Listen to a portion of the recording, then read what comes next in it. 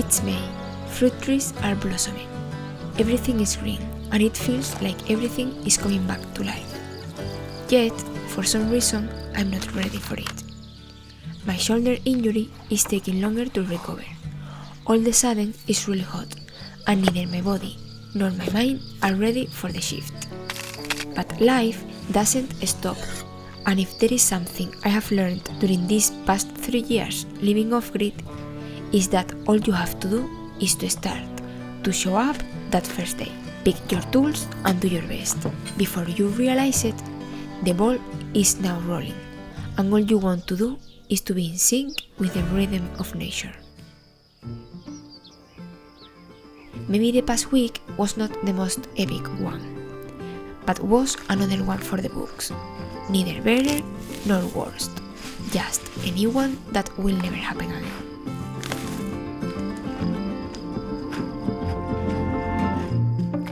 As beautiful as the garden looked, it was time to let go of the last winter crops that were still in the garden beds, clean the weeds, and bring the outdoor area back to life for the following months.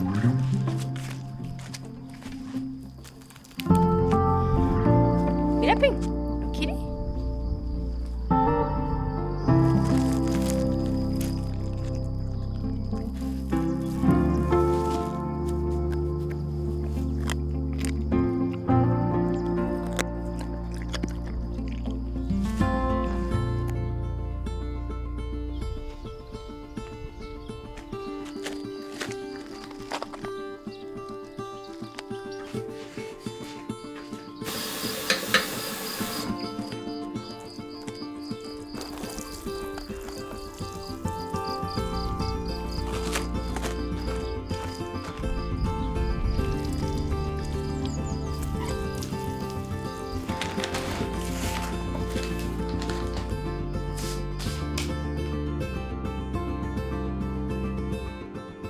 I received my second set of seeds today, well, yesterday actually. I received new exciting varieties of things like kiwano is a new fruit that I'm going to grow this year, for example. The kiwano is a fruit that comes from Africa subsahariana, and the flavor of the fruit is a mix between kiwi and banana, so I'm really excited to try this new variety. And then I got new varieties of melons, watermelons, squashes, tomatoes and peppers. I will try to also grow this year again soybeans. Last year I wasn't able to grow anything. I'm going to start transplanting seedlings in this part of the garden, in the garden that is in front of the cabin. And I'm planning of planting most of the seeds in the garden that I have in the other part of the property where we are going to have the final house. And it is the garden that I'm expanding each season. I'm quite late in the season for these seedlings, but other years I have planted them around this time and I think it will be fine. In the worst scenario, because our climate is still good during fall, I will just harvest these crops in fall instead of summer, because I will say that during August everything kind of pauses because it's super hot and plants don't produce as much. But before planting my seedlings, I want to plan well where I'm going to plant the dahlia bulbs that I got this year. I haven't gotten dahlia bulbs during the past 2 years, but this year I wanted to grow more flowers here in the cabin's garden. In the garden bed that is in front of the cabin, I planted last year tomatoes, and the structures kind of cover the entrance of the cabin. Neither Pepe and I really like that. So I thought, what could I grow this year that is more aesthetically pleasant to the eye? So I decided to plant the sun bulbs that I got. I got a few varieties, the Café Aulet one and then the Café Aulet this is in Spanish, jaspeada. It has some colors of darker pink, dahlia smoky, salmon semi-cafe, Icelandic dahlia, and the pom-pom one in a pink color. Another one this is more like an orange yellow one because I chose 3 shades, light pink, brighter pink, and then like a salmon yellow one, and then I got a white dahlia and raspberry one. And then here I got again the cafe au lait. I'm excited for this new variety. There is a lot of hype about it. Let's see how they do it. Another one that it's more white, that it's called Fleurer, and 2 different ones, Diana's Memory and Chilo Noel.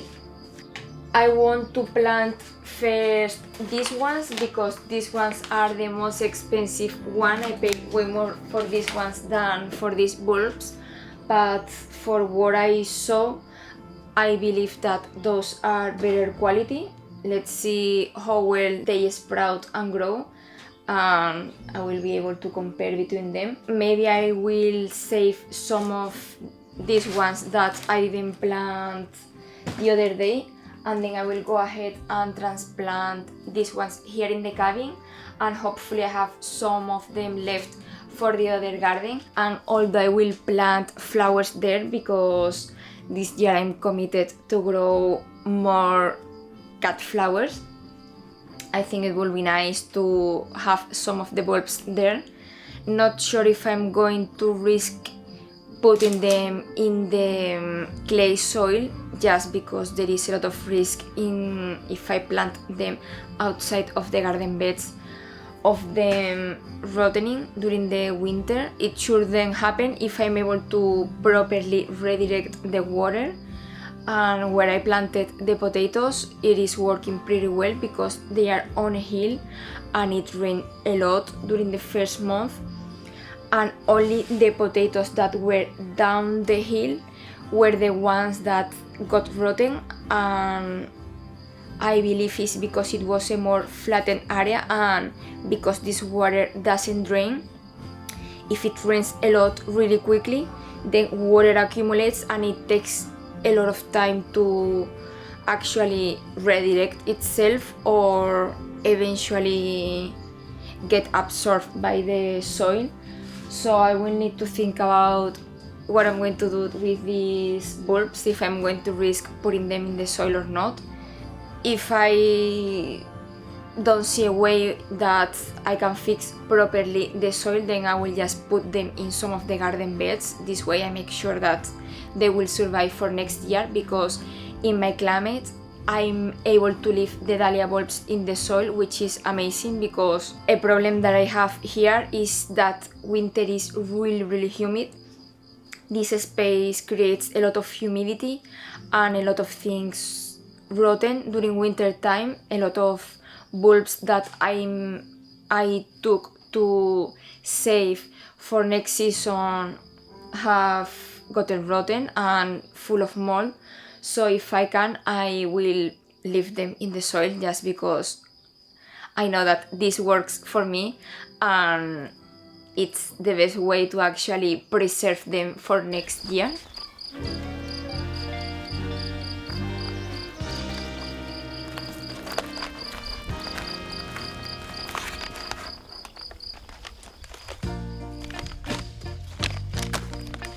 I'm going to choose for these 4 bulbs this location. I took in consideration the height of the plant, which is going to be 70 centimeters to 1 meter, and that's completely fine. This way I also leave this space left to plant tomato plants, because I like to have quite a good variety, just because it's much easier to harvest in front of the cabin for everyday use, like for breakfast and lunch. In this area I make sure that I will have flowers. I might also plant here as well some sweet potatoes. This soil is quite good. and the sweet potato plant is a really good cover crop when it's that hot, so it's good to intercrop it and it works pretty well. And then I need to think about the other two dahlias that I have. I might choose another garden bed where I also have some dahlias. The problem is that I also have the cabbages that I would like to leave some time more to grow. I don't think that they are going to grow that much because it's already getting really hot. So I'm not sure if planting them there or choosing another garden bed and then having different dahlia varieties in each of the 4 garden beds that I have here.